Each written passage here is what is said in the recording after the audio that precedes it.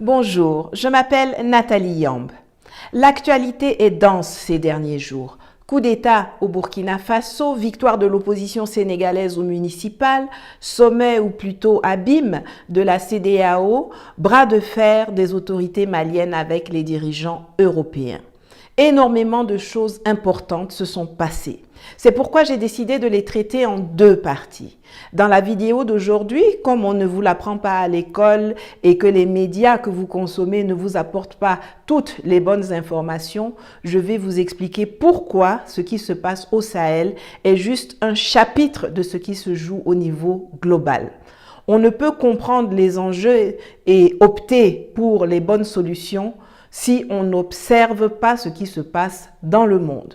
Une fois que j'aurai fixé ce cadre général, j'aborderai le cas spécifique de chacun des pays concernés, le Burkina du colonel Damiba, le Mali du colonel Goïta, la Guinée du colonel Doumbouya, le Centrafrique, le Tchad, le Sénégal, dans une autre vidéo. Quand le gouvernement malien a exigé poliment que les forces spéciales danoises, arrivées illicitement au sein de la force Takuba, quittent immédiatement son territoire, le ministre des Affaires étrangères du Danemark, soutenu par la France, la Suède et Bruxelles, avec mépris, dédain, arrogance, a d'abord refusé, déclarant que cette demande était sans fondement et que la France était d'accord pour qu'il reste.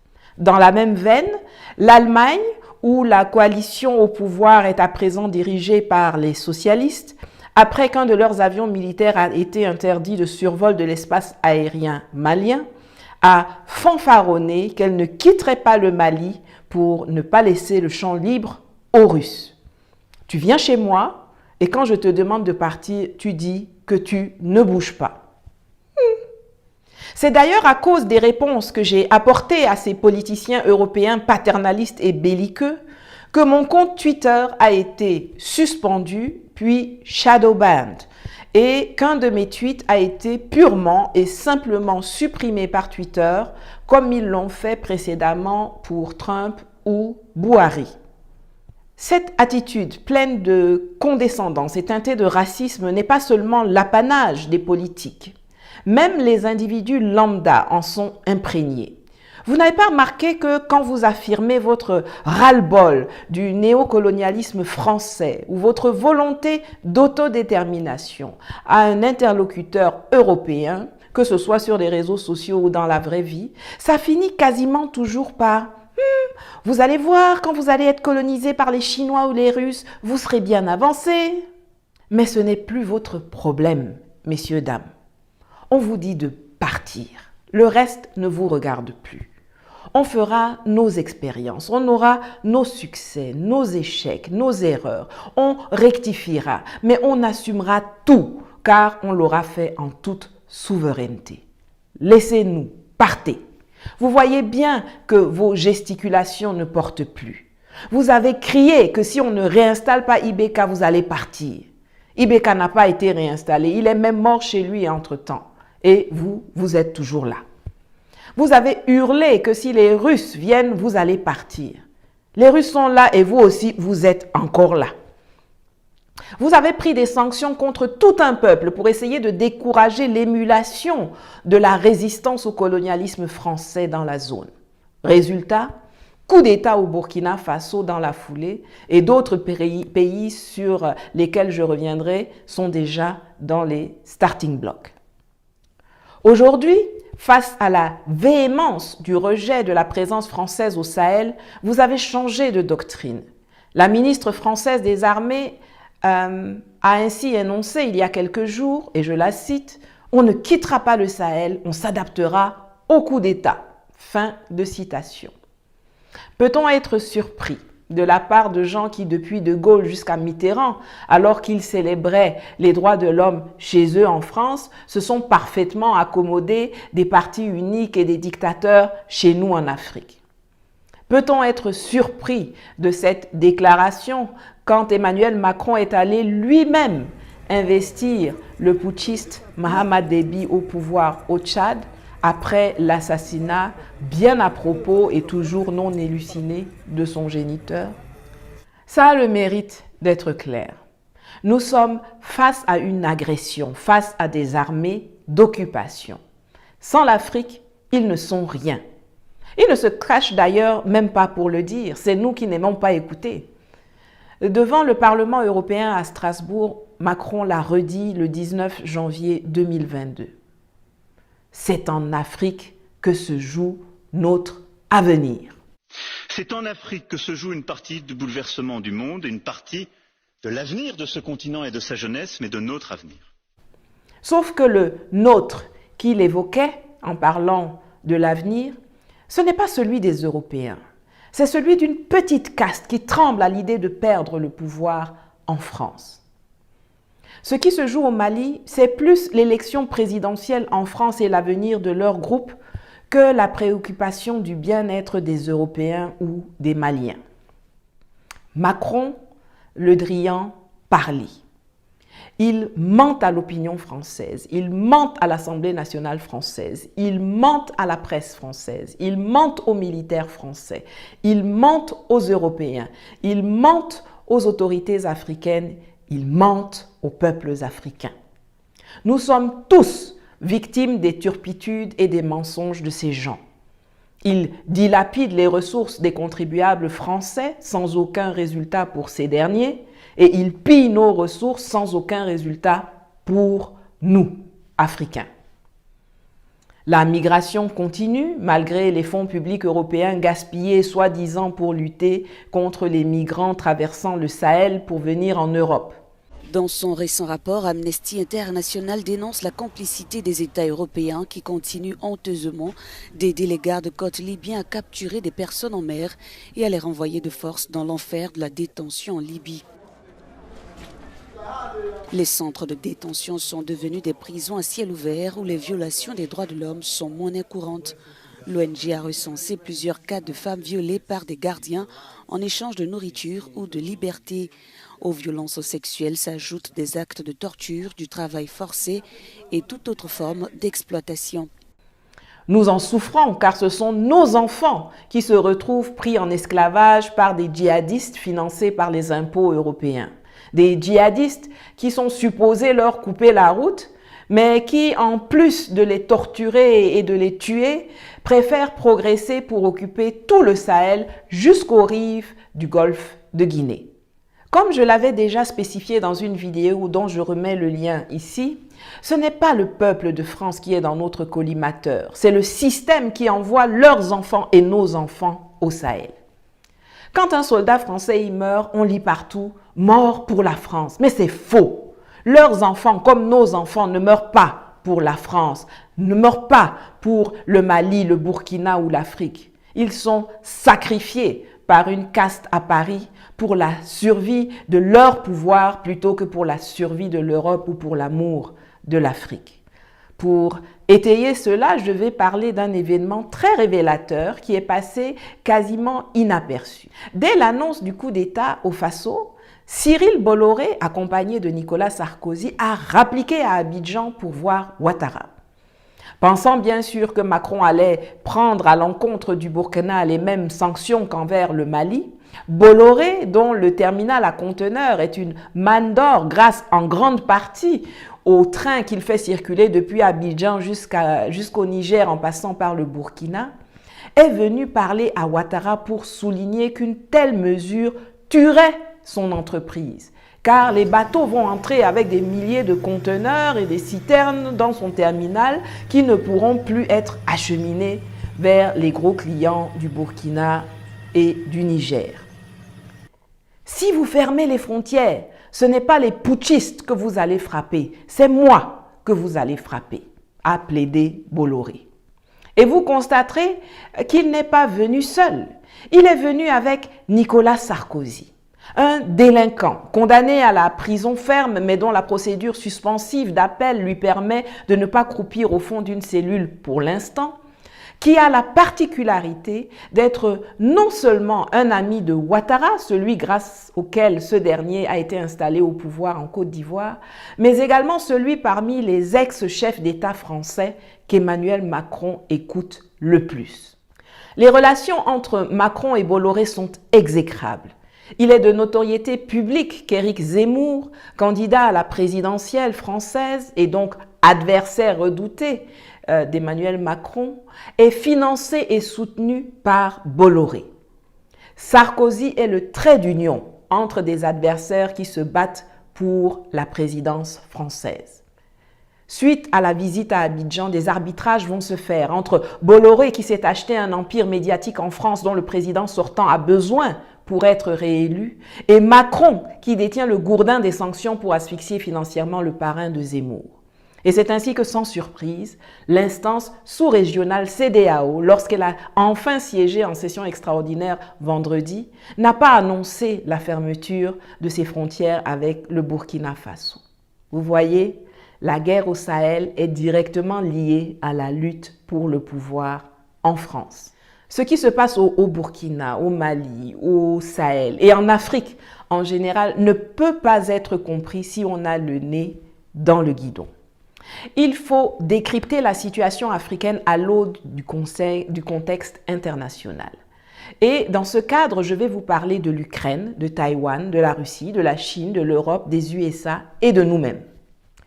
Concernant l'Ukraine, contrairement aux campagnes d'intox propagées dans les médias occidentaux, Poutine a raison.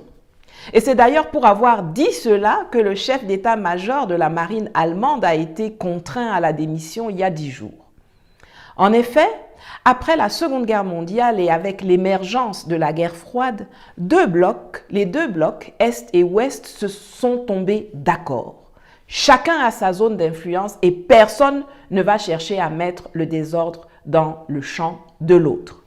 C'est le non-respect de ce deal qui avait créé les problèmes entre John F. Kennedy et Nikita Khrouchtchev quand les USA en 1961 ont déployé en Turquie et en Italie des missiles capables d'atteindre le territoire soviétique.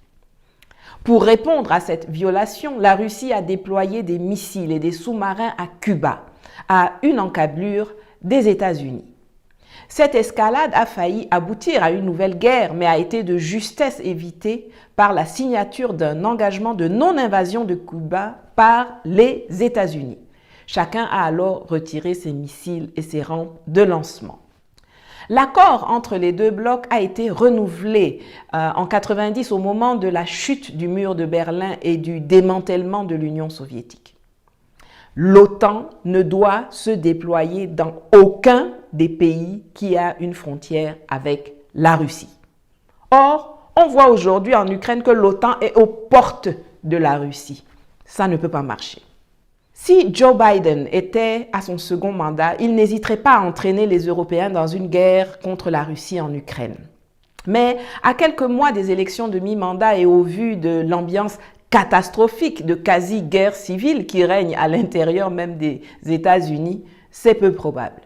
En effet, des populations et même des États sont en train de réfléchir sérieusement à l'éclatement de l'Union, à la révision de la notion de démocratie, du système électoral et même de la sacro-sainte Constitution.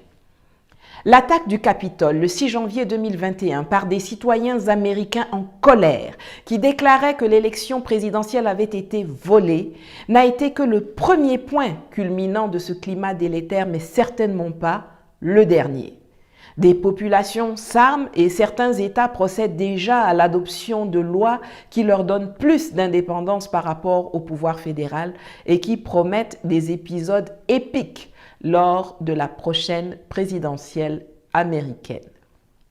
À côté de tout ça, il y a l'Indo-Pacifique où Pékin semble décidé à imposer le concept de la Chine unique, concrétisé par la réunification avec la province rebelle Taïwan, fût-ce au prix d'une invasion militaire. Les USA, qui ont dû abroger le traité de défense qui les liait à Taïwan lorsqu'ils ont reconnu la République populaire de Chine en 1979, provoquent le géant asiatique dans son précaré et sont même tentés d'autoriser le Japon, qui manœuvre adroitement, à avoir une bombe atomique. Les faucons de la droite américaine font un gros lobbying pour que l'armée américaine se positionne dans la mer de Chine et multiplient les provocations. La grosse baffe que les Américains ont assénée à la France avec l'affaire des sous-marins australiens il y a quelques semaines s'inscrit dans la droite ligne de ce conflit, comme je vous l'ai expliqué dans une vidéo précédente dont je vous remets le lien ici. Il est peu probable que Biden veuille engager en même temps une guerre nucléaire avec la Russie en Europe et avec la Chine en Asie. Par ailleurs, les Français veulent continuer à faire du business avec les Chinois. C'est seulement quand c'est nous qui faisons du business avec les Chinois que ça les dérange. Sinon, eux-mêmes là, ils sont dedans jusqu'au cou. Ils ne sont donc pas prêts à suivre les Américains dans leur palabre à Taïwan. Mais en même temps, les Français reprochent aux Allemands d'être trop compréhensifs avec la Russie concernant l'Ukraine. Les Américains aussi sont impatients de voir l'Allemagne détruire le projet Nord Stream 2, le gazoduc russe d'acheminement du gaz vers l'Allemagne. Mais Berlin, en janvier-février, ce n'est pas chaud comme la Floride. Et en plein hiver, une telle mesure est inenvisageable pour l'Allemagne. Par ailleurs, l'annulation de la mise en service du gazoduc entraînerait un manque de compétitivité industrielle pour l'industrie allemande, nicht möglich, impossible.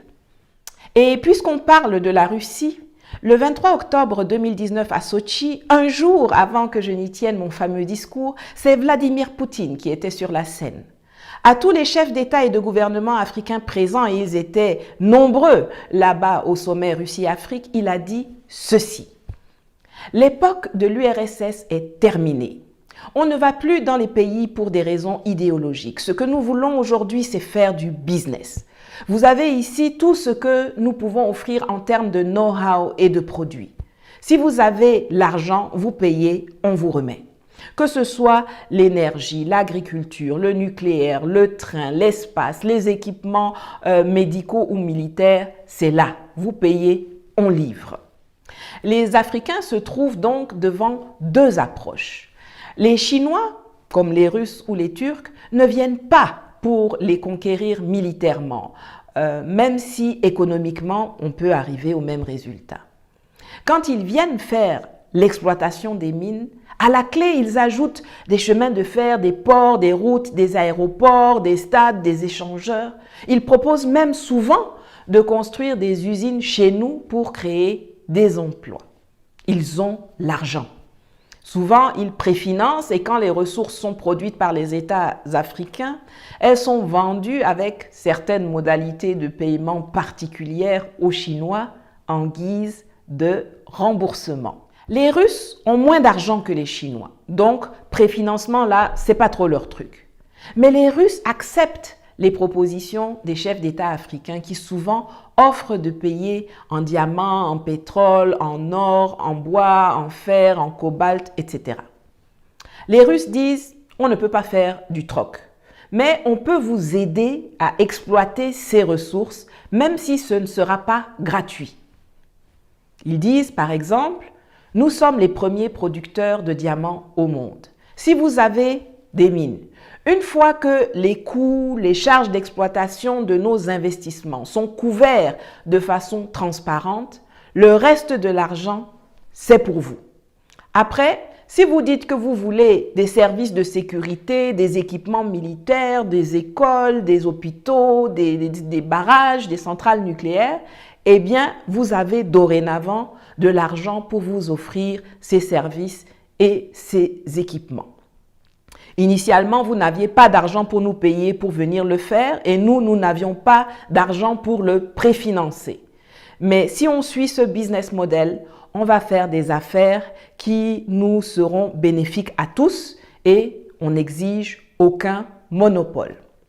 Et c'est ainsi que le Mali, selon les propres termes de son ministre des Affaires étrangères Abdoulaye Diop, en 7 mois de coopération sécuritaire des nouvelles autorités maliennes avec la Russie, a été capable de s'équiper militairement mieux qu'en 20 ans de collaboration avec la France.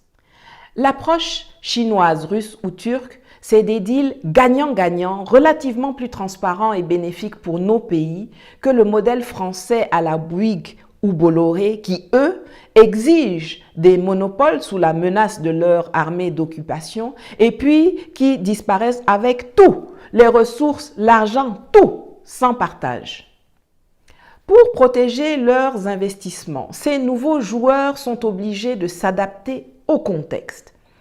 Face à l'armée française qui squatte le terrain un peu partout en Afrique et qui tente de tout s'approprier, et face à la présence américaine dans la surveillance des mers, ils ont intérêt à être eux-mêmes dans les parages en Afrique.